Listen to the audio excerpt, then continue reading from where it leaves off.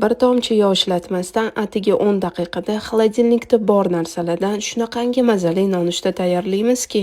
Xullas, birinchi bo'lib lavashni videoda ko'rsatilgandek qilib kesib olib, bir chetga olib qo'yamiz.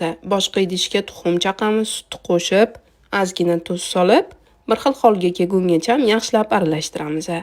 Endi esa qizigan, lekin bir tomchi yog' ham solinmagan tovaga to'g'rab olingan lavashni solib, tuxumli massani quyamiz. Keyin esa xolodilnikda topiladigan pomidor, bulg'or qalampiri va sosiskani solib, eng oxirida qirg'ichdan o'tkazilgan sir solamiz. Aytib o'tishim joizki, bulg'or qalampiri sosiylar qanaqadir o'zgacha ta'm hosil bo'ladi va odamning ishtahasini juda ham ochadi. Sirni solganimizdan keyin ustini 10 daqiqaga yopib qo'yamiz. 10 daqiqadan keyin ta'bga ko'ra ko'katlar bilan bezatib, dasturxonga tortsak bo'ladi va hech qanaqa tovaga ham yopishib qolmaydi. Shunaqangi zo'r chiqadiki, qo'rqmasdan, o'ylamasdan bir marta bo'lsa ham tayyorlab ko'ringlar. Sizlarga yoqishi aniq. Xullas, hammaga yoqimli ishtaha.